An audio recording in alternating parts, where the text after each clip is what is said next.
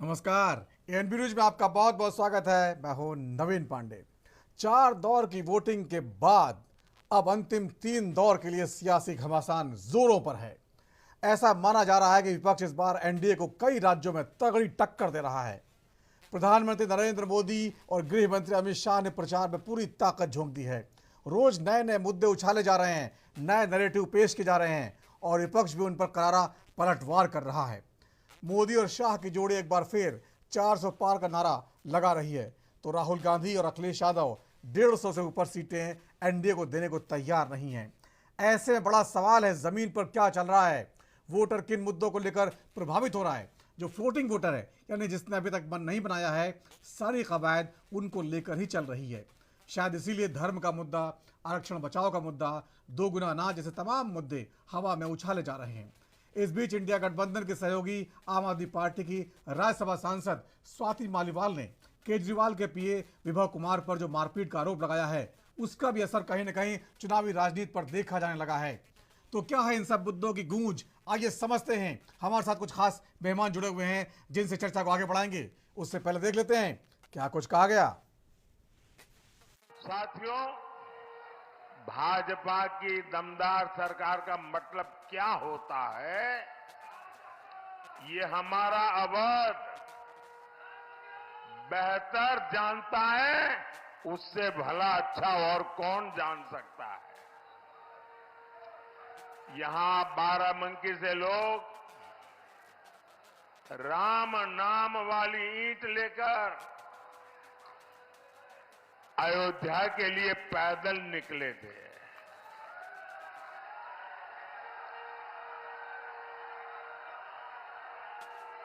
जो पहली बार वोट डाल रहे हैं, जो युवा है, उन्हें पता ही नहीं होगा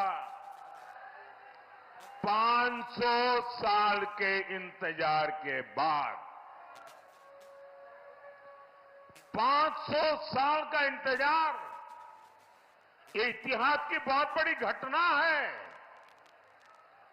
कि पीढ़ी दर पीढ़ी हमारे पूर्वज संघर्ष करते रहे, बलिदान देते रहे, त्याग की पराकाष्ठा करते रहे।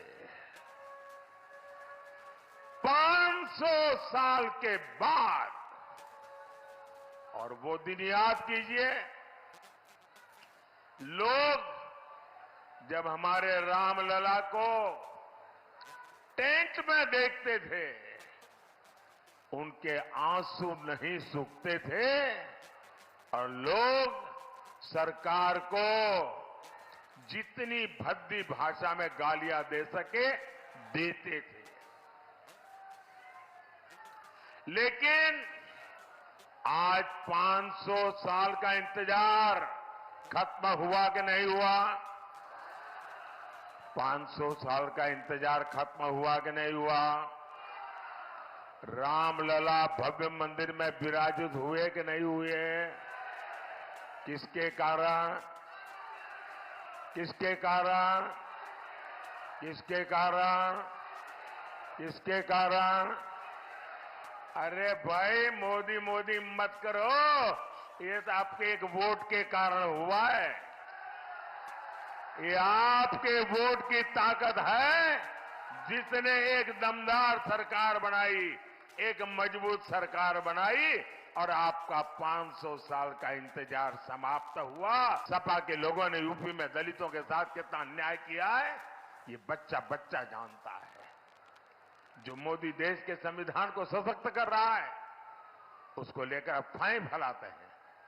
संस्कार देखिए साथियों, भाजपा सरकार बाराबंकी के किसान राम शरण वर्मा जी को बड़े गर्व के साथ पद्म पुरस्कार देती है, पद्म सम्मान देती है। कृषि में उनके योगदान को नमन करती है।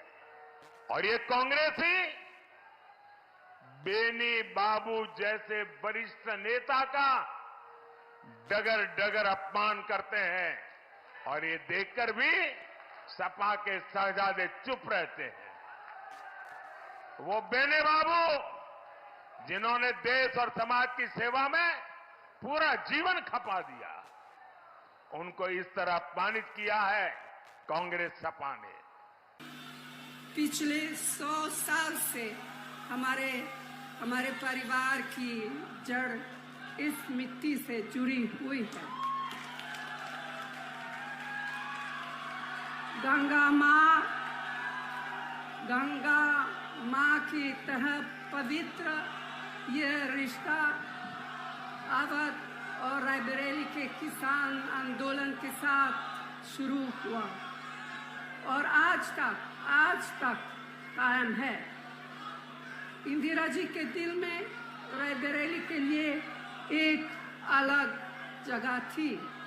मैंने उन्हें काम करते हुए करीब से देखा। उनके मन में आपके प्रति असीम लगाव था। मैंने राहुल और प्रियंका को वही शिक्षा दी जो इंदिरा जी ने और रायबरेली की जनता ने मुझे दी।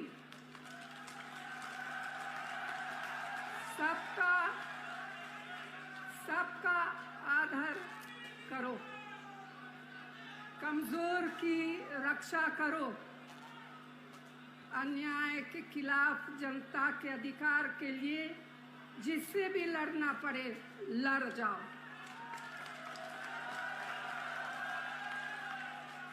डरना मत, क्योंकि संघर्ष की तुम्हारी जड़ें और परंपराएं बहुत मजबूत है। मेरा आंचल जीवन भर आपके आशीर्वाद और प्रेम से भरा रहा है। आपके प्रेम ने मुझे कभी अकेले नहीं पड़ने दिया। मेरा सब कुछ आपका दिया हुआ है। तो भाई और बहनों, मैं आपको अपना बेटा सौंप रही हूँ। प्रधानमंत्री कहते हैं भाई और बहनों, मोबाइल फोन की लाइट चलाओ, थाली बजाओ, और मीडिया के मित्र कहते हैं वाह वाह वाह वाह वाह वाह वाह, क्या बात बोली प्रधानमंत्री ने, क्या बात बोली। मगर अब काफी मजा आ रहा है, क्योंकि जो भी मैं चाहता हूं मैं प्रधानमंत्री के मुंह से बुलवा सकता हूं। मैंने कहा, नरेंद्र मोदी जी, आप अदानी अंबानी का नाम कभी नहीं लेते हो। 2 दिन बाद नरेंद्र मोदी जी कहते हैं अदानी अंबानी।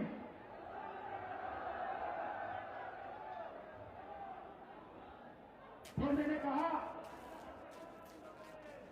कि हम बैंक अकाउंट में ठकाठक पैसा डालेंगे। नरेंद्र मोदी अपने भाषण में कहते हैं ठकाठक। आप मुझे बताओ क्या बुलवाना है नरेंद्र मोदी से, मैं कल बुलवा देता हूं।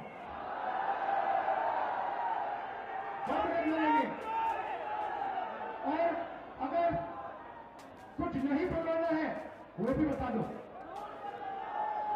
नरेंद्र मोदी हार एक्सेप्ट कर रहे हैं।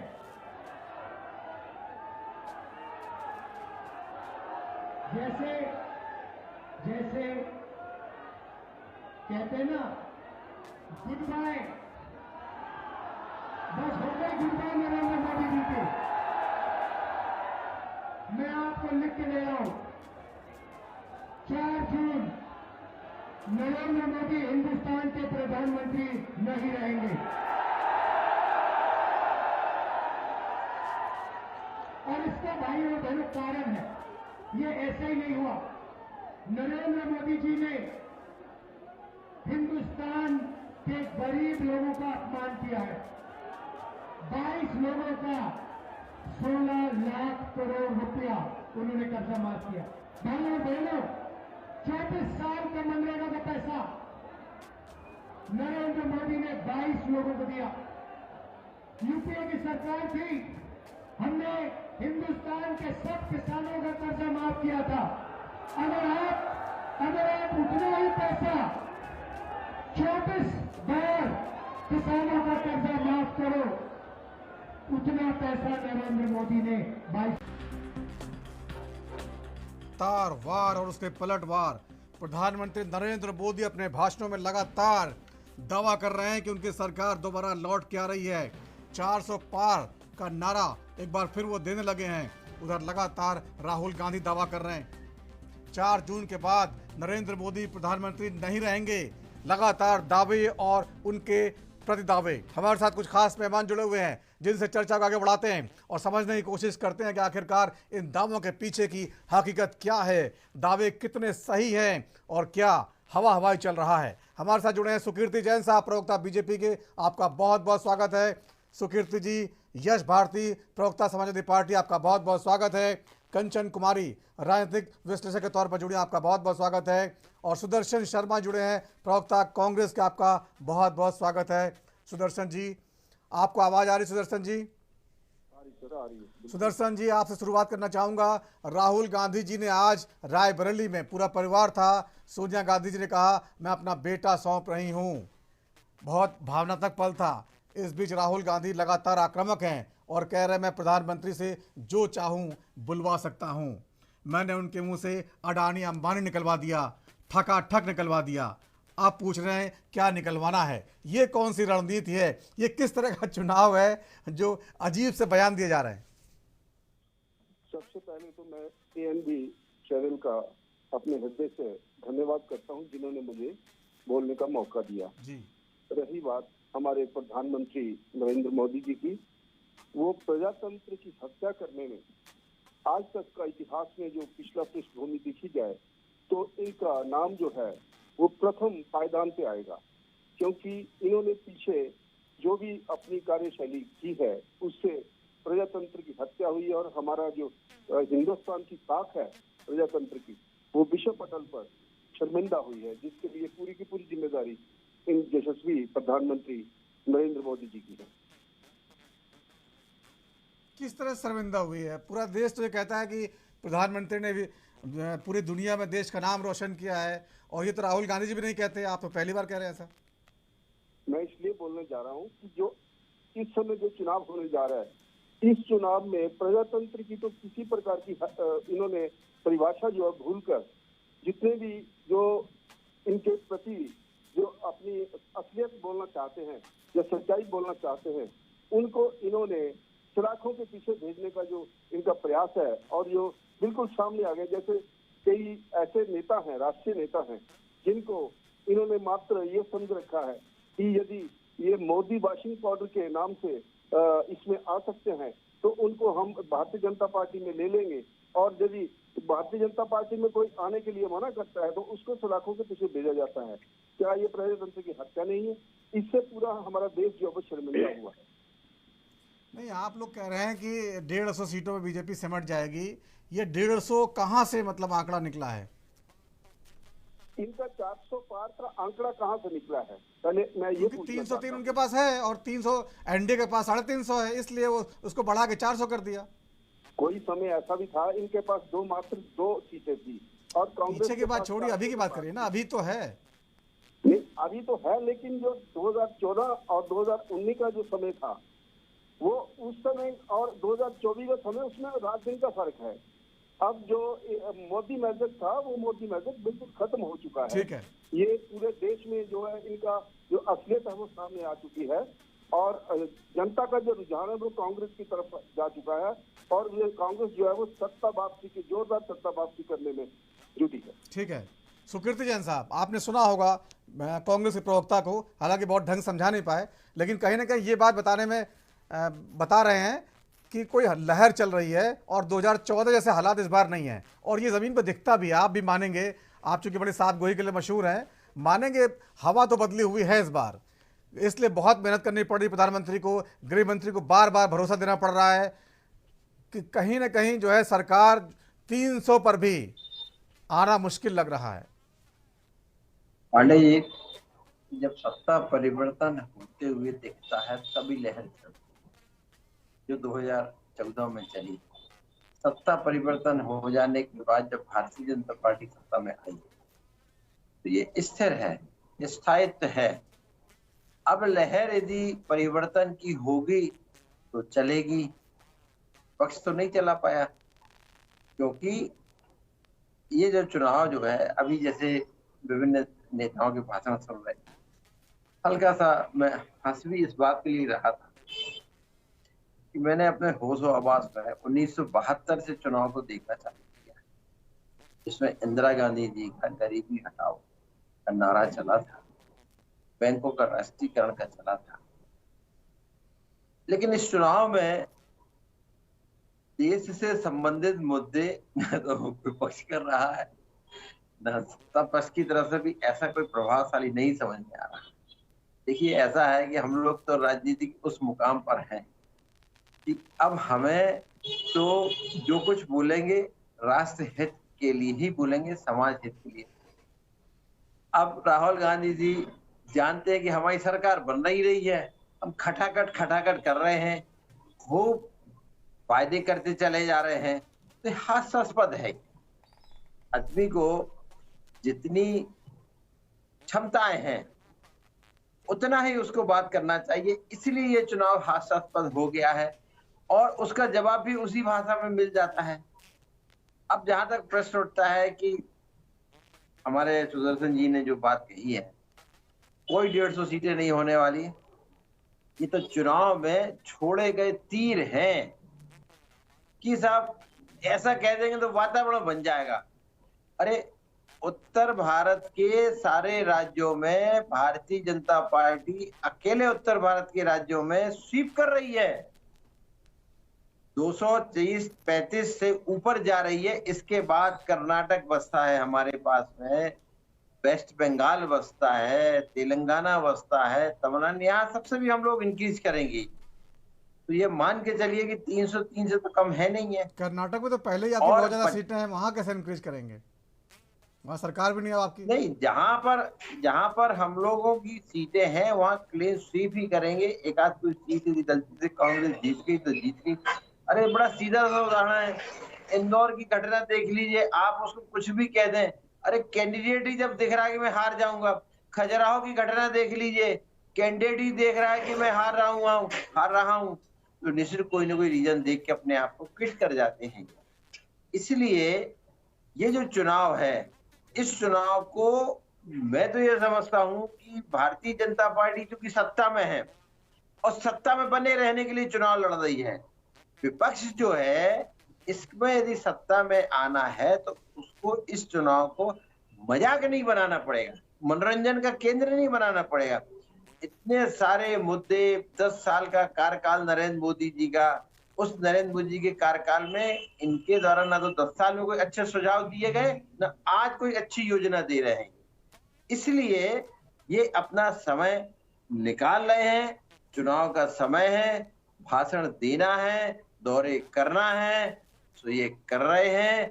बाकी जनता जो है अपना निर्णय लेगी। आखिरी में बोले साहब, जनता का निर्णय हम स्वीकार है, और जनता का निर्णय भारतीय जनता पार्टी की सरकार बनाने का है। ठीक है यश भारती जी, सुन लिया आपने। कह रहे हैं आप लोग गंभीर नहीं हैं, आप लोग केवल ऐसे हवाबाजी दावे कर रहे हैं, खटखटाखट ऐसे कर दे रहे हैं कि कुछ होने वाला है नहीं, और जो सब दावे हैं सब उसमें कोई दम नहीं है।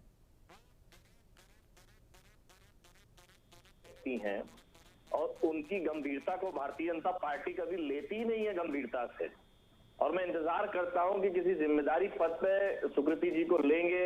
खजुराहो लोकसभा क्षेत्र से आते हैं, उन्हें प्रत्याशी बनाती, अधिकृत प्रवक्ता ही बना देती, कुछ नहीं रहती तो कम से कम टीवी चैनलों पे अधिकृत रूप में आ पाते तो मुझे बेहतर लगता है। लेकिन उनकी योग्यता का लाभ नहीं लेना चाहती भारतीय जनता पार्टी। योग्य व्यक्ति हैं। दूसरी बात, हर वर्ग के साथ अगर छलने का काम, ठगने का काम किसी ने किया तो वो भारतीय जनता पार्टी की सरकार देगा। सुकृति जैन साहब जैन समाज से आते हैं, कहीं ना कहीं जैन समाज का प्रतिनिधित्व करते हैं, और जैन समाज गौरवान्वित होता होगा जो सुकृति जैन साहब को जब विधायक थे सदन में बैठते थे, लेकिन टिकट नहीं दिया। दूसरी बात, क्या जैन समाज ने आंदोलन नहीं किया पूरे देश में? वो किसके खिलाफ था? वो किसके खिलाफ था आंदोलन? क्योंकि सरकार ने जैन समाज के जो पूजनीय स्थल है, जो धार्मिक स्थल है, उनके साथ छेड़छाड़ करने का काम किया था। पूरे देश भर में झूठे वादे, झूठे दावे अगर कोई करता है तो वो भारतीय जनता पार्टी करती है। जैसे दिल्ली में जाट आंदोलन कर रहे थे, क्योंकि जाट आरक्षण की बात भारतीय जनता पार्टी ने की, जब सत्ता में आए तो आरक्षण दिया नहीं। महाराष्ट्र के अंदर मराठा आंदोलन कर रहे थे, क्योंकि मराठा आरक्षण की बात भारतीय जनता पार्टी ने की, सत्ता में आए दिया नहीं। राजस्थान के अंदर गुर्जर समाज को, मीणा समाज को आरक्षण देने की बात करी, जब सत्ता में आए तो आरक्षण दिया नहीं। उसी तरीके से मध्य प्रदेश में ओबीसी को 27% आरक्षण देने की बात करी, शिवराज जी ने कहा कोई माइकल आरक्षण खत्म नहीं कर सकता, लेकिन 27% आरक्षण कभी दिया नहीं ओबीसी वर्ग को। तो ये जो आरक्षण की आग लगाने का काम, लोगों को धोखा देने का काम भारतीय जनता पार्टी ने किया, चाहे वो केंद्र की सरकार हो चाहे राज्य की सरकार हो। बड़ा हास्यास्पद स्थिति है कि मध्य प्रदेश में कोर्ट कहता है, जबलपुर हाई कोर्ट कहता है कि हमने किसी तरीके की आरक्षण की रोक नहीं लगाई है ओबीसी की 27% की, और राज्य सरकार कोर्ट के नाम पे कहीं पे भी इंप्लीमेंट नहीं कर रही 27% आरक्षण। तो ये कोर्ट को भी धोखा देते हैं, गुमराह करते हैं, जनता को भी धोखा देते हैं, गुमराह करते हैं, और बात करते हैं कि हम आरक्षण के हितैषी हैं, ओबीसी हितैषी हैं, हम संविधान हितैषी हैं, हम लोकतांत्रिक व्यवस्था पसंद करते हैं। अभी सुकृति साहब ने इंदौर की घटना का जिक्र किया। आप देखिए, इंदौर का जो प्रत्याशी है कांग्रेस पार्टी का, वो गाड़ी में बैठता है भारतीय जनता पार्टी के राष्ट्रीय महासचिव की, भारतीय जनता पार्टी का विधायक उनको रिटर्निंग ऑफिसर के पास लेकर के जाता है, नामांकन वापस कराता है, फिर भारतीय जनता पार्टी कार्यालय में ले आते हैं, उनको भारतीय जनता पार्टी की सदस्यता ले लाई जाती है। वो व्यक्ति जिसके ऊपर 2 दिन पहले महिला के साथ छेड़छाड़ करने के लिए जान से मारने की कोशिश करने का अपराध कायम किया, और भारतीय जनता पार्टी उस व्यक्ति को लेती है, तो ये अपराधियों को ले रही है और अपराध मुक्त समाज बनाने की बातें करती हैं झूठी झूठी। तो जिसके ऊपर आपराधिक मुकदमा लगाओ, उस पर क्यों उनको भारतीय जनता पार्टी में लिया? ऐसे कांग्रेस पार्टी के पूर्व विधायक इंदौर से जो थे, उनके ऊपर 150 करोड़ का दंड लगाया गया अवैध खनन के लिए, उत्खनन के लिए, उनको भारतीय जनता पार्टी ने ले लिया। ये सब बातें जो आप बता रहे हैं, ये चुनाव में कर्मी, ये सब भारतीय जनता पार्टी जो मुंह से बातें करती है, जैसे सुकृति साहब ने कहा था कि चुनाव में तो बहुत सारी बातें बोल दी जाती हैं, ऐसे अमित शाह जी भी चुनाव के बाद बोल देते हैं कि जो जुमले हैं जुमले बोल दिए जाते हैं। तो ये अविश्वसनीय लोग हैं, अविश्वसनीय बातें करते हैं, जनता की भावनाओं के साथ खिलवाड़ करते हैं। 2014 में अच्छे दिन, 2019 में चौकीदार बने थे, उन चौकीदारों ने पुलवामा हमले के न्यायिक जांच, आज तक किसी अपराधी को नहीं पकड़ा। आखिर कैसे अपराध घटोगा? नोटबंदी लेकर के आए थे, तब भी हमारे देश में सीमाएं सुरक्षित नहीं हुई। आज चीन हमारे देश में कब्जा कर रहा है, मोदी का परिवार क्या कर रहा है? ये चुनाव में एक नया जुमला लेके आते हैं। अभी इनका परिवार जैसे ही चुनाव खत्म होगा, जैसे चौकीदार खत्म हो गए थे, अच्छे दिन खत्म हो गए थे, वैसे इनका मोदी परिवार बिखरने वाला है। जितने लोगों ने अपने साथ मोदी का परिवार लिखा हुआ है, वैसे ही वो जसोदा बहन जी जैसे लापता हो जाएंगे। ढूंढना पड़ेगा, जैसे मोदी जी के कॉलम में कहीं जसोदा बहन जी नहीं दिखती हैं। ठीक है यस जी, ठीक है। कंचन कुमारी जी, आपने सुना होगा सारे प्रवक्ताओं की बातें, विश्लेषण चाहूंगा आपसे जो है, क्या वाकई हवा बदली है? लगातार जो दावे हो रहे हैं, बीजेपी को बहुत मेहनत करनी पड़ रही है, और राहुल गांधी जी पूरे जोश में हैं, जोश उनका दिखाई दे रहा है, रोज ये दावा कर रहे हैं और चैलेंज कर रहे हैं प्रधानमंत्री को। आज भी उन्होंने बहुत बड़े बड़े चैलेंज किए। आपको लगता है जमीन पर कुछ हवा बदली हुई है? देखिए, अगर जहां तक हम बात करें कि राजनीतिक बयानों की, तो जनता इतना समझ चुकी है कि ये बयानों का कोई मतलब रह नहीं गया है, क्योंकि हर दिन, हर वक्त, हर पल बयान बदलते रहते हैं, चाहे वो किसी का भी हो। खासतौर पर प्रधानमंत्री के ऐसे बयान अभी कुछ दिनों में, विगत कुछ दिनों में देखने को मिला है, जिससे कि कुछ चीजें झलक करके आ रही है सामने। अब रही बात हवा बदलने की और कांग्रेस के विलुप्त होने की, तो आप तो जैसा कि प्रधानमंत्री और सब लोग कह रहे हैं, राजनाथ जी का बयान है कि कांग्रेस विलुप्त हो रही है।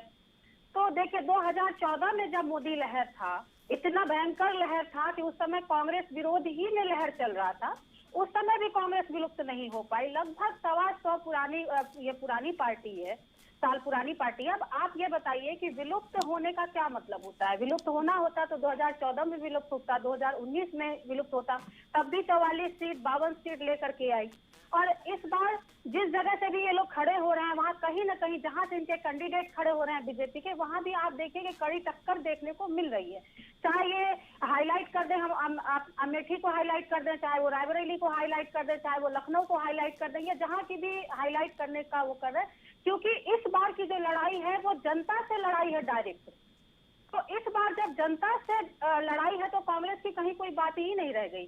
जब कांग्रेस खुद जूझ रही है अपने उन सब चीजों से, क्योंकि 10 साल इनके सरकार को देखा गया है, तो कहीं ना कहीं हम इस चीज को हम कैसे मान लें कि टक्कर नहीं है या विलुप्त हो रहा है, या ये उनको अभी एक आपने सुनाया मुझे ऑडियो जो मैं सुनी हूँ, तो उसमें ये सुनी हूँ कि राहुल गांधी कह रहे हैं कि हम प्रधानमंत्री के मुंह से कुछ चीजें निकलवा रहे हैं। देखिए, इस बात पे गौर करने वाली बात यह है कि वाकई में कुछ दिनों में आप देखिए कि प्रधानमंत्री जी के मुंह से ऐसे ऐसे बयान आ रहे हैं, जैसे कि आरक्षण को लेकर के वो देखिए कि कैसे बयान से पलट रहे हैं। जैसे कि ये कह रहे हैं कि मैं आरक्षण नहीं हटने दूंगा, या किसी में हिम्मत नहीं है वो आरक्षण हटा दे। सबसे पहले आप ये बताइए कि आप आरक्षण नहीं हटने देंगे या हटाइए, कोई भी सरकार आए, ये बताए कि जब आप निजीकरण कर रहे हैं हर संस्था का, तो आप आरक्षण पर कैसे काम करेंगे? निजीकरण का मतलब ही होता है कि आरक्षण को हटाना। अगर आप या तो आप सरकार बनने के बाद ये वादा करिए कि हम निजीकरण तो, लेकिन हटाएंगे, कंचन कुमारी, निजीकरण तो जो है कांग्रेस की नीति रही है और उसी नीति पे बीजेपी आगे चली है। वक्त छोटे से ब्रेक का है, ब्रेक के बाद लौटेंगे तो चर्चा को आगे बढ़ाएंगे।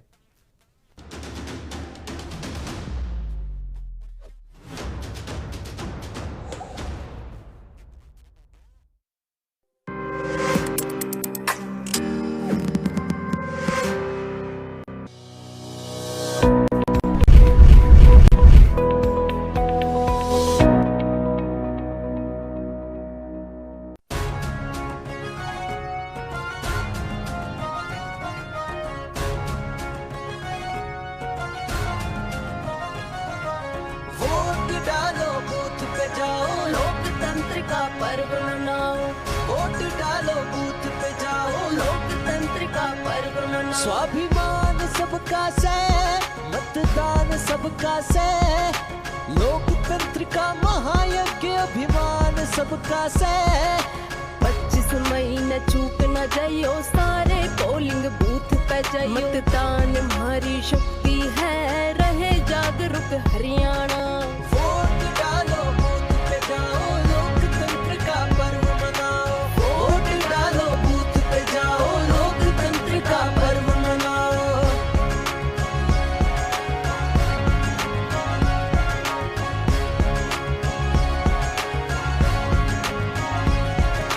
बहकावे मैं कदे ना आइयो, सोच समझ के बटन दबाइयो। सबकी सुनो और सबकी जानो, निर्णय अपने मन का मानो। हरियाणा के भाग्य विधाता, जागो जागो तुम मतदाता। वोट करो वफादारी ते, सरकार चुनो समझदारी ते। वोट डालो बूथ पे जाओ, लोकतंत्र का पर्व मनाओ। वोट डालो बूथ पे जाओ, लोकतंत्र का पर्व मनाओ। वोट डालो बूथ पे जाओ, लोकतंत्र का पर्व मनाओ। वोट डालो बूथ पे जाओ, लोकतंत्र का पर्व मनाओ। लोकतंत्र का पर्व महान 25 मई को हर हरियाणा वासी करे मतदान।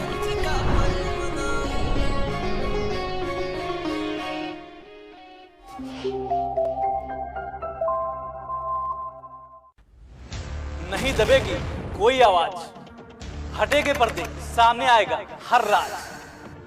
जो सिखाते हैं हकीकत, उनकी सच्चाई सामने लाते हैं हम।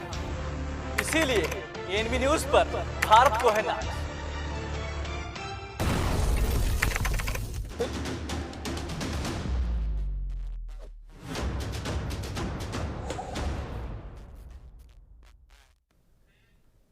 और ब्रेक के बाद राजधर में एक बार फिर आपका स्वागत है। दिन भर चली सियासी गतिविधियों पर लगातार चर्चा कर रहे हैं। राहुल गांधी ने आज जोरदार बयान दिया, उन्होंने भावुक अपील भी की, साथ ही ये कहा कि मैं जो चाहूं प्रधानमंत्री के मुंह से निकलवा सकता हूं।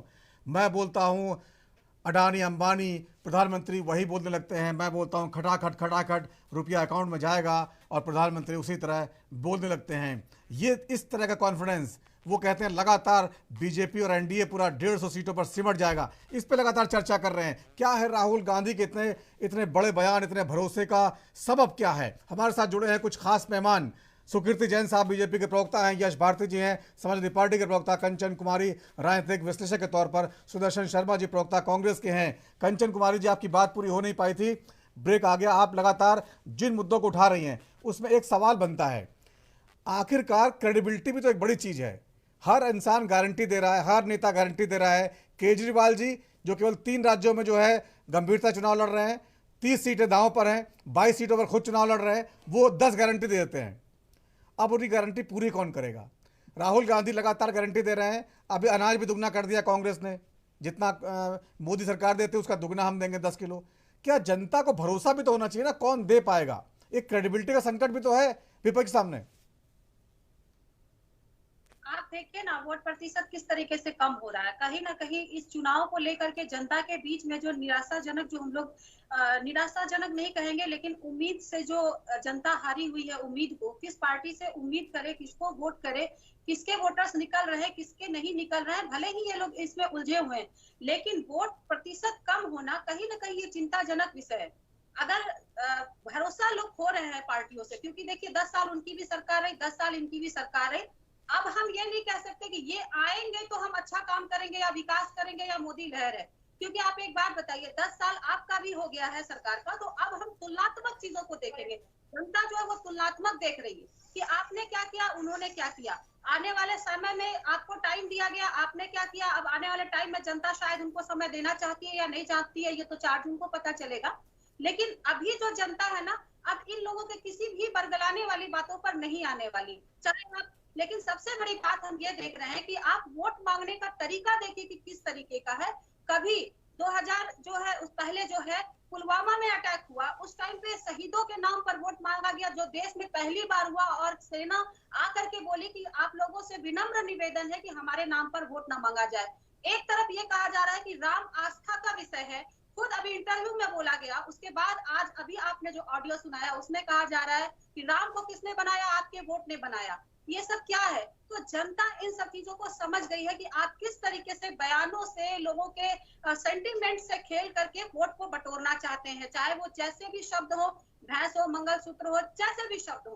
तो अब उसमें नहीं आने वाली जो लहर एक टाइम पे थी, अब वो लहर आपके काम में अगर दिखता, आपके विकास में अगर दिखता, तो फिर जनता उस पर जरूर जाकर के वोट करती, या जो भी है इनका। कहीं ना कहीं सीटें कम हो रही है और गठबंधन का सहारा जो है वो बीजेपी को भी लेना पड़ रहा है। तो इस वजह से हम कह सकते हैं कि किसी भी तरीके से ये लुभावने वादे, लुभावने गारंटी, ये जनता को इस बार नहीं लुभा सकती। ठीक है, सुदर्शन शर्मा साहब, आपने सुना होगा राहुल गांधी जी और सोनिया गांधी जी ने आज बड़ा इमोशनल भाषण भी दिया। सोनिया जी ने कहा कि मैं अपना बेटा रायबरेली को सौंप रही हूँ। मोदी जी लगातार इमोशनल भाषण देते रहते हैं, तो राहुल गांधी सीख गए पूरी तरह मोदी जी की भाषा, उनकी जो शैली है उसको बहुत सारा आत्मसात कर रहे हैं। वो आपको लग रहा है बहुत हद तक कामयाब हो पा रहे हैं? ऐसा नहीं है कि मोदी जी की भाषा बोल रहे हैं। ये एक ऐसा परिवार है जिन्होंने एक ही घर से 2 ऐसे सदस्य जो प्रधानमंत्री बतौर उनकी लाशें देखी हैं और देश के लिए कुर्बानी दी है। मैं ये पूछना चाहता हूँ कि ये कंपैरिजन जो है, ये प्रधानमंत्री नरेंद्र मोदी जी का और गांधी परिवार का करना भी मैं इसमें कांग्रेस की बेइज्जती समझता हूँ। ऐसी बात नहीं है। कांग्रेस एक ऐसी, सुदर्शन जी, बहुत सारे लोगों ने देश के लिए कुर्बानी दी है, गांधी परिवार भी उसमें से एक है, लेकिन इसका यह मतलब थोड़ी केवल इसी आधार पर जो है देश उनको सत्ता सौंप देगा। आखिरकार राहुल गांधी और से बहुत सारी चीजें कर रहे हैं ना, तो इसी मुद्दे पर टिके रहना, ना किसी ने इस पर शक खड़ा किया है कि कुर्बानी नहीं दी है। जाहिर तौर पर कुर्बानी दी है। मेरी भावना ये है कि हिंदुस्तान जब संभाला गया था, कांग्रेस ने जब संभाला, तो उस समय हिंदुस्तान में सुई तक भी तैयार नहीं होती थी। और हमारे मोदी जी ये कहते हैं कि 2014 में ही हिंदुस्तान जो है वो आजाद हुआ है। मैं ये पूछना चाहता हूँ अपने प्रधानमंत्री महोदय से कि जब आप शपथ लेने आए थे बतौर प्रधानमंत्री गुजरात से, तो क्या आप पैदल आए थे? आपको वो सभी सुख सुविधाएं मिली थी जो कांग्रेस में तैयार की गई थी। ऐसी बात नहीं है। कांग्रेस एक ऐसी पार्टी है जिसने, कांग्रेस पार्टी नहीं है, कांग्रेस एक भावना है जिसने हिंदुस्तान को संभाला है। सुदर्शन जी, आप फिर बार बार गलत संदर्भ, वो ये थोड़ी कहते हैं विकास नहीं हुआ, वो कहते हैं तेजी से विकास नहीं हुआ। हमने पिछले 10 साल में जितना विकास किया है वो बहुत सुपरफास्ट तरीके से किया है, और कांग्रेस ने जो पिछले 10 साल में किया था बहुत धीरे धीरे किया था। इससे कोई इनकार नहीं करता कि पिछले 50 साल में कोई जो है कांग्रेस सरकारों ने कोई काम नहीं किया है। ये है बात। ये हो रही राहुल गांधी जी को देश प्रधानमंत्री बनाने का तैयार है क्या राहुल गांधी जी के अंदर भरोसा आ चुका है? सवाल यहाँ पर ये खड़ा होता है। ऐसा है जैसे प्रधानमंत्री जी ने एक अग्निवीर योजना तैयार की थी, वो अग्निवीर योजना क्या है? ये हिंदुस्तान के जितने भी हमारे वीर भूमि है, ये इस वीर जो है योद्धा है, उनकी बेइज्जती नहीं है कि 4 वर्ष में 18 साल का जो बच्चा जाएगा वो 4 साल में वापस आ जाएगा रिटायर होकर, उसके बाद वो क्या करेगा? ये अग्निवीर योजना जो है, जो इन्होंने एक मजाक किया है हमारे हिंदुस्तान के युद्ध वीरों से। तो क्या ये इस ऐसी भावनाओं से, ऐसी बातों से ये क्या भारतीय जनता पार्टी जो है द्वारा सत्ता में आ सकती है?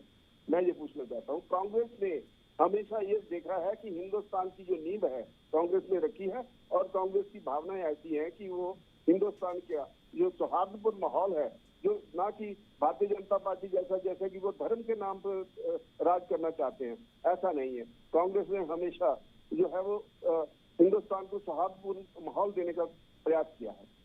ठीक है सुकीर्ति जी, आप देख रहे हैं कि एक परिवार ने देश के लिए कुर्बानी की है और बहुत सारे मुद्दे हैं उनके पास बताने के लिए और भावनात्मक तौर पर देश से जुड़े हुए हैं।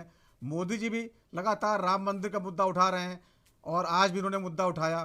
तो सारा चुनाव जो है भावनात्मक मुद्दों की तरफ ही जा रहा है, इमोशनल कार्ड खेला जा रहा है, धर्म का कार्ड है, काम कहीं नहीं है, बस वादे हैं और इमोशन है। पांडे जी, इनके पास में कोई मुद्दा नहीं है। आज से 5 डिबेट पहले भी जो इन्होंने कांग्रेस के पक्ष में तर्क रखे थे, आज भी वो रख रहे हैं। भाई जनता तो अपने भविष्य को तय करने के लिए वो खुद डिसाइड करेगी। 21 कौन बैठ रहा है? नरेंद्र मोदी जी भारी हैं कि राहुल गांधी जी भारी हैं? और ये भारीपन दिखाने के लिए आपको जो है तर्क संगत बात करना पड़ेगी, देश के विकास से संबंधित योजनाओं की बात करना पड़ेगी। देश में यदि कहीं कोई कमी रही है पिछली सरकार में, तो इसमें आपका क्या विचार रहा है कि आप लालच देके आप वोट लेंगे? आप समझना मेरी बात को। आप यदि अपनी संपत्ति अपने किसी पुत्र को सौंपते हैं तो उसकी योग्यता भी देखेंगे, नहीं देखेंगे? तो वही जनता के सामने अपने आप को योग्य प्रूफ करना पड़ेगा ये। और इस तरह की प्रूफ करने के लिए आपको राष्ट्रीय अंतर्राष्ट्रीय मुद्दों पर पिछली सरकार की विफलताओं को बताना पड़ेगा। क्योंकि मैं भारतीय जनता पार्टी की तरफ से बैठा हूं, इसलिए मैं सार की बात यही कह सकता हूं कि सुदर्शन जी को, अन्य भी जो हमारे बंधुवर हैं, स्वस्थ आलोचना का सभी स्वागत करते हैं। जवाहरलाल नेहरू भी अटल जी की स्वस्थ आलोचना का स्वागत करते थे। तो पिछली सरकार ने क्या क्या कमियां की हैं, यदि कांग्रेस की सरकार होती तो हम ये कमी नहीं होने देते। ये बात जो है इनको बताना पड़ेगी। अंतरराष्ट्रीय स्तर पर कांग्रेस की क्या नीति है, राष्ट्रीय स्तर पर क्या नीति है, इकोनॉमिक्स की क्या नीति है, तब ना जनता इनको जो है 140 करोड़ जनसंख्या वाला देश इनको सौंपेगी। ऐसे नहीं सौंपने वाले कि भाई हम आटा दे देंगे, हम ये दे देंगे, हम वो दे देंगे। इससे जो है ये, लेकिन सुकीर्ति जी अमित शाह जी ने भी आत्मनिर्भर हो चुकी है। सुकीर्ति जी सुन लीजिए सवाल। अमित शाह जी ने एक इंटरव्यू दिया है आज एक एजेंसी को, और उन्होंने कहा हम इसलिए जीत रहे हैं क्योंकि 60 करोड़ लोगों को हम राशन दे रहे हैं, और राशन वाला एक बहुत बड़ा तबका हमारे साथ जुड़ा हुआ है। कांग्रेस इसी काट करना चाहती है, इसीलिए वो डबल राशन देंगे हम। मेरा ये कहना है कि चूंकि उन्होंने सरकार के द्वारा दी गई सुविधा का उल्लेख किया है, वो तो इस बात को भी कह सकते हैं हमने इतने सारे मकान दिए हैं, इस बात को भी कह सकते हैं कि हमने किया है ये, लेकिन यह केवल अकेला चुनाव जीतने का आधार नहीं बनता है। ये चुनाव जीतने का आधार तो ये जनता की सुविधा जुड़ी, चुनाव जीतने के आधार तो देश से जुड़ी हुई योजनाएं, भविष्य की योजनाएं, देश के विकास की योजनाएं, और देश को आने वाले समय में आज विश्व में जो राजनीतिक स्थिरता बनी हुई है, कह तो रहे महंगाई घटाएंगे, बेरोजगारी दूर करेंगे, गरीबी दूर करेंगे, बोल तो रहे हैं ये सबसे अच्छा समय। तो ये सारी चीज प्रस्तुत करना चाहिए, तब जनता भरोसा करेगी इनके ऊपर। यदि ये नहीं कर पाएंगे तो जनता का भरोसा नहीं जीत पाएंगे, और फिर वापस तो मोदी जी की सरकार, मोदी जी अपनी बात को कह रहे हैं, और जैसा कि मैं भाषणों में सुनता रहता हूं, अब रामलला को हम लाए हैं, रामलला हमें लाएंगे। ये अरे रामलला तो 5000 साल पुराने थे। ये 2500 साल पहले तो भगवान कृष्ण थे, नवीनाथ भगवान थे। अब ये क्या लाएंगे ये? अरे ये कहना चाहिए कि मंदिर हमने बनाया है इसलिए हमारी सरकार बनाएंगे। ये बात कोई तर्क संगत रहती है? ये सबका अपना अपना व्यक्तित्व होता है, उस व्यक्तित्व का प्रस्तुतिकरण करते हैं। इसलिए मेरा तो ये बड़ा विनम्र आग्रह है ये विपक्ष के बंधुओं से कि ये जो चुनाव यदि सत्ता में आना है, इनको अपने आप को अपनी वाणी से, नीतियों के प्रस्तुतिकरण से अपने आप को श्रेष्ठ सिद्ध करना पड़ेगा। श्रेष्ठ सिद्ध करेंगे तभी जो है ये सत्ता में आ पाएंगे, अन्यथा सत्ता तो भारतीय जनता पार्टी के हाथ में है ही और आगे भी रहेगी पार्टी की। ठीक है यश भारती जी, आपने सुन लिया होगा, बहुत कड़ा मुकाबला है। अगर हम बात यूपी करें जहां आपकी पार्टी मुकाबले में है, मुख्य मुकाबले में है, वहां जो चुनाव होने वाला पूर्वांचल, वहां कमोवेश समाजवादी पार्टी मजबूत है। लेकिन क्या आप मुझे बता सकते हैं कौन से मुद्दे हैं जो पूर्वांचल में आपको सफलता दिलाएंगे? देखिए, पूरे देश में जो विश्वासघात किया है भारतीय जनता पार्टी ने, वही सबसे बड़ा मुद्दा है। जो वादे और जो दावे भारतीय जनता पार्टी ने किए थे, मैंने सवाल किया सुकृति साहब से कि जैन समाज ने पूरा देश क्यों बंद रखा था, क्यों अपने संसाधन सारे जो प्रतिष्ठान हैं, जो इकोनॉमी में, अभी इकोनॉमी की बात कर रहे थे जिसमें देश में अहम योगदान जैन समाज रखता है, क्यों बंद रखा था? किसके खिलाफत में बंद रखा था? क्या वो विपक्ष के खिलाफ में बंद रखा था?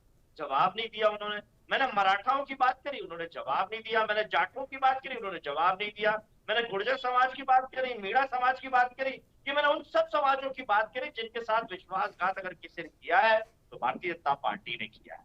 अब यादव समाज को हमेशा पूरे समाज के, पिछड़े समाज के सामने, सारे वर्गों के सामने हमेशा खलनायक दिखाया कि सारे संसाधन जो है वो यादव समाज खा गया। और आज उसी यादव समाज के गुणगान कर रहे हैं। एक पर्ची वाले मुख्यमंत्री को मध्य प्रदेश से ले जाते हैं उत्तर प्रदेश में और बिहार में, और कहते हैं हमने यादव समाज को सम्मान दिया। और वो मुख्यमंत्री क्या कहते हैं कि मुझे तो 500 वोट भी नहीं मिलते यादव समाज के। तो विरोधाभास तो इन्हीं के यहाँ वो 3 बार के विधायक रहे हैं। क्या कहना क्या नहीं करना। दूसरी बात अभी सुकृति साहब ने कहा भाषा अच्छी होना चाहिए। भाषा क्या है? वो जो पर्ची वाले मुख्यमंत्री कह रहे हैं कि पहले की सरकारों ने हरामीपन किया। ये हरामीपन शब्द कौन सा होता है भाई? और फ्री राशन की जो बात अमित शाह जी कह रहे हैं, वो ये कह रहे हैं कौन कौन खैरात में राशन ले रहा है, तो राशन को खैरात कह रहे हैं। तो ये भाषा शैली पर्ची वाले मुख्यमंत्री कह सकते हैं, जनता के चुने हुए मुख्यमंत्री नहीं कह सकते। जनता ऐसी भाषा को स्वीकार नहीं करती है। वैसे ही देश के मौजूदा प्रधानमंत्री भारतीय जनता पार्टी के नेता इंटरव्यू में बताते हैं कि जब मुझे ट्रेन में सीट नहीं मिलती तो मैं किसी का भी हाथ पकड़ के चोची बन जाता था। जो सीट पे बैठने के लिए झूठ बोल सकता हो, फर्जी काम कर सकता हो, वो देश की सीट पर बैठने के लिए क्या गारंटी है कि वो अच्छी गारंटी देगा? और इनकी गारंटी पे कैसे विश्वास करें? अच्छे दिन आ गए, महिला सुरक्षा हो गई, भ्रष्टाचार खत्म हो गया, देश की सीमाएं सुरक्षित हो गई, महंगाई खत्म हो गई। कौन सी इनकी अच्छी बात हो गई है जिस पे विश्वास करें? कि फिर नई बात लेके आ गए मोदी का परिवार। अरे परिवारवाद विरोध करते हो और आप परिवार को आगे लेकर के आते हो। आप तो परिवारों के दुश्मन हो, घरों के दुश्मन हो, जहाँ महंगी शिक्षा, महंगे रोजगार, महंगी सब चीजें कर दी हैं आपने। आज बेहतर जीवन जीने के लिए कितना संघर्ष करना पड़ रहा है, ये सुकृति साहब बेहतर जानते होंगे। स्पष्टवादी हैं, अभी उन्होंने कह दिया, बहुत सारी बातें उन्होंने कह दी कि अरे राम को लाए वो हमें लाएंगे। मतलब भाजपा के खिलाफ वो खुद मान रहे हैं, इस बात को स्वीकार कर रहे हैं कि भारतीय जनता पार्टी जो प्रचार कर रही है प्रभु राम को लाने का, वो गलत कर रही है। सुकृति साहब ने बताया।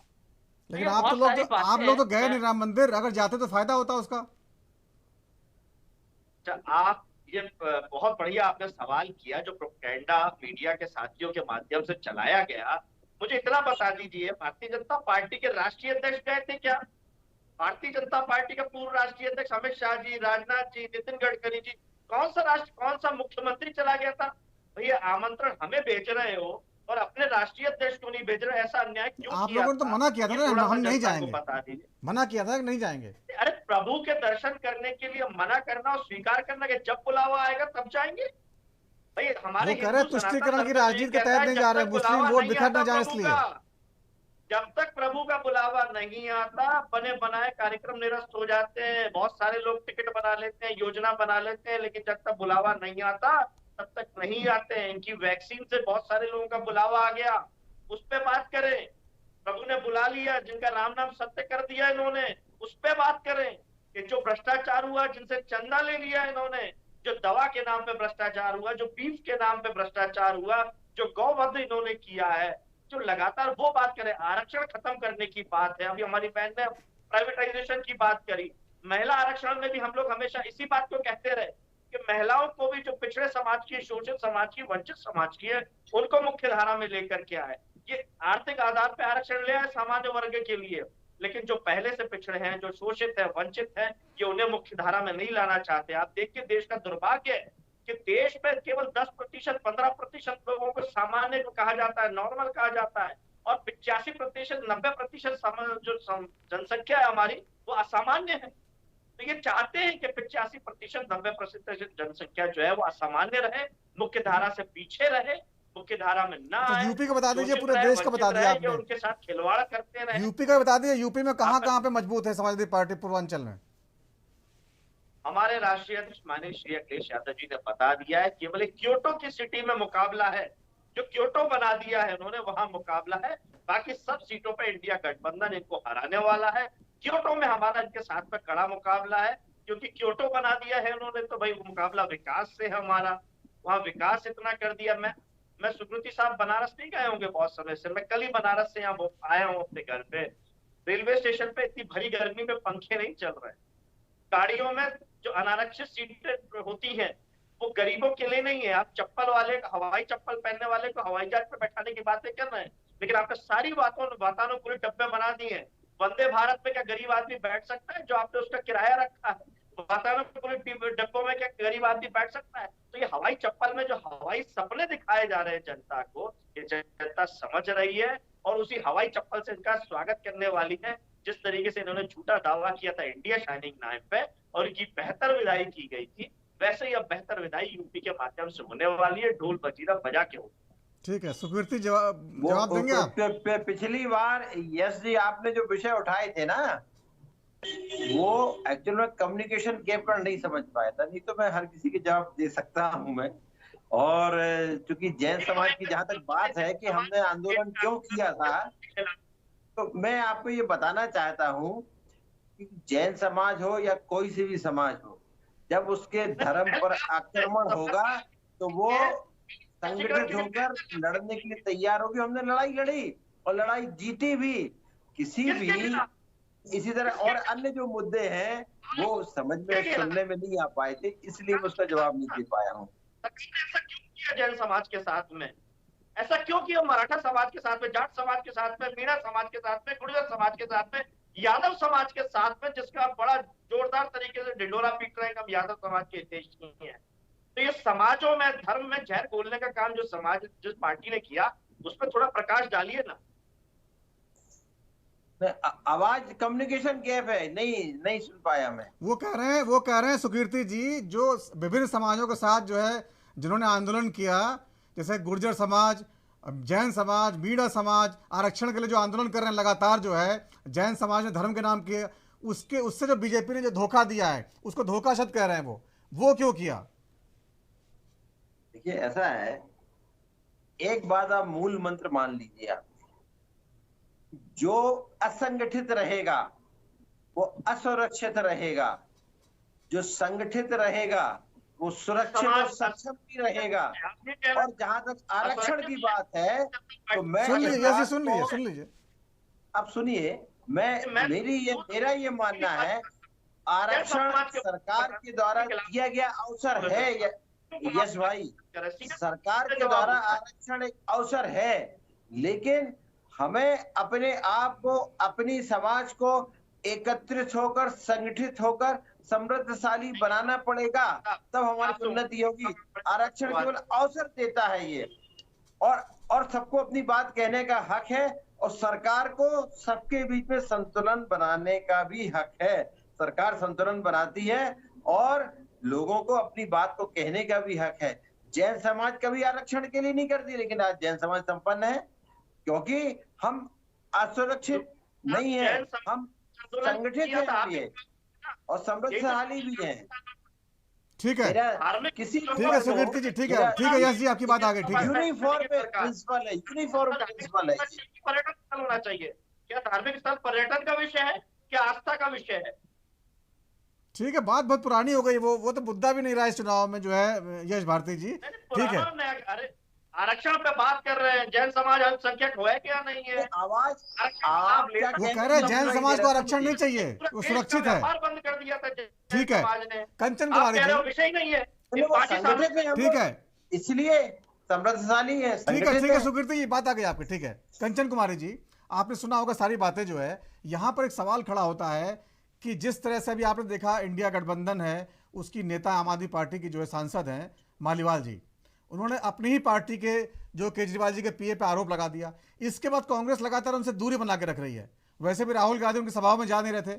ये जो जिस तरह से जो नेताओं के बीच में जो है एक एका नहीं, ममता बनर्जी जो है बंगाल में कहती हैं कि हमारा यहाँ कांग्रेस से कोई संबंध नहीं है, जब सरकार बनेगी तब समर्थन देंगे।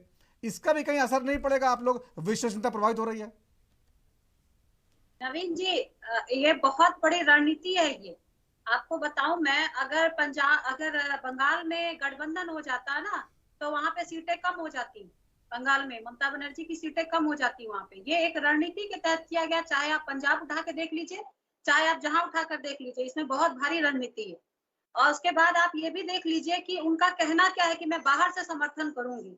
रही बात मालीवाल जी का, तो उन्होंने खास तौर पर ये कहा है कि हमारा ये अपना खुद का मैटर है, मैं अपना सलट लूंगी, किसी की जरूरत नहीं है इसमें पढ़ने की। तो मुझे लगता है कि इस बात को इतना तवज्जो देने का कोई मतलब है नहीं। अगर वो न्याय का गुहार लगाती तो हम सब उनके साथ रहते, हम सब उनके साथ खड़े रहते। लेकिन जब वो कह रही है कि मैं सक्षम हूँ इसको करने के लिए, तो मुझे लगता है कि इसको इतना राजनीतिकरण नहीं करना चाहिए। राजनीतिकरण ऐसे महिलाओं पे करना चाहिए जो शोषित है, जिनके साथ अन्याय हुआ है। कंचन जी, बात राजनीतिकरण की नहीं है, बात भरोसे की है। जनता को भरोसा दिखता नहीं ना कि ये एक हैं, ये सरकार चला पाएंगे या इनको पूरा बहुमत मिल पाएगा। ये जब भरोसा नहीं दिख रहा है, ये सवाल यहाँ खड़ा होता है। नहीं, देखिए बात भरोसे की कहाँ पर आती है। भरोसा तो देखिए सब जनता की टूटी हुई है पहले से ही, चाहे वो किसी भी पार्टी का हो। अब वो किस तरीके से ये लोग, जैसे कि अभी आप देखिए जिन महिलाओं के साथ, जैसे कि जनता के दिमाग में है मणिपुर को लेकर के, संदेश खाली को लेकर के, बहुत सारी बनारस में जो महिला के साथ हुआ, ये सारी चीजों को लेकर के जनता के मन में महिलाओं को लेकर के तो हर जगह से है। लेकिन जो मालीवाल वाला मामला है, ठीक है आपका कहना है, ये अगर मालीवाल जी को प्रॉब्लम, ये जांच का विषय है कि आखिर वहां पर ऐसी घटना घटी क्यों। नहीं, मैं घटना की बात नहीं कर रहा हूँ, मैं कह रहा हूँ उसके बाद राहुल गांधी और कांग्रेस उनसे दूरी बना के रख रहे हैं, बयान नहीं दे रहे हैं। कांग्रेस की अपरिपक्वता है ये राहुल गांधी की। उनको अपने साथी के साथ में सत्य का साथ देना चाहिए कि सच्चाई क्या है। ये उनको कहना था जो सत्य है हम उसके साथ रहेंगे। ये गांधी जी का ये अपरिपक्वता है राहुल गांधी की। अब देखिए, मेरी आवाज आ रही है आप लोगों को? आ रही। हाँ, समय कम है, जल्दी खत्म करिए। हाँ, प्रियंका गांधी जी का बयान इस पर आया है। लेकिन ये देखिए कि चुनाव जो है 2014 में इनके मैनिफेस्टो में था कि हम राम मंदिर बनाएंगे। चुनाव फिर से सारे कमांड जो है वो तर्कस से निकल चुके हैं, अब बच गया है राम मंदिर। तो अब देखिए कि 2019 में इनका कहना था कि जो कोर्ट का ऑर्डर होगा हम उसको मानेंगे। कोर्ट ने ऑर्डर दिया, शंकराचार्यों ने इसके लिए लड़ाई किया, शंकराचार्य वहां पर रह करके अपना सारा वहां पर बयान दिया, सारी चीजें करी, तब जाकर के वहां राम मंदिर बनाए। उसके बाद फिर राम मंदिर का श्रेय ये ले रहे हैं, कोर्ट का कोई श्रेय नहीं, जनता से ये कह रहे हैं कि वोट हमको राम के नाम पर दीजिए। तो मतलब घूम फिर करके वो राम जी, जबकि इस चुनाव में कहीं है ही नहीं। राम जी आस्था का विषय है, राम कहीं नहीं है और राम को मानने वाला हर एक व्यक्ति है। ठीक है कंचन जी, ठीक है, 30 सेकंड बचे हैं। ठीक है यस जी, आखिरी कमेंट। यस जी, आखिरी कमेंट 30 सेकंड। देखिए, महिला सम्मान के लिए अगर बात होती है तो सभी महिला सम्मान की बात होनी चाहिए, चाहे वो उज्ज्वला योजना की बात हो, चाहे वो प्रज्वला योजना की बात हो जो कर्नाटक में चली, 2828 सीढ़ियों की बात चली। मणिपुर में भी महिलाएं हैं और अन्य जगह भी है। बनारस में बच्चियों के साथ साथ, जैसे बनारस सिटी यूनिवर्सिटी में छेड़छाड़ हुई, जो प्रधानमंत्री के संसदीय क्षेत्र है, लगातार वहां घटनाएं, पुलिस बच्चियों को मारती है जब वो शिकायत करने जाती है, और भी तमाम घटनाएं, चाहे वो मध्य प्रदेश की हो, चाहे वो उत्तर प्रदेश की महिला हो। सुरक्षा, तो महिला सम्मान की अगर बात हो तो सिलेक्टिव बात मत कीजिए, सिलेक्टिव बात होनी चाहिए। ठीक है, बहुत बहुत धन्यवाद आप सभी मानव का चर्चा में शामिल होने के लिए। तो राजधर्म में आज इतना ही, वक्त छोटे से ब्रेक का है। ब्रेक के बाद भी खबरों का सिलसिला जारी रहेगा। नमस्कार।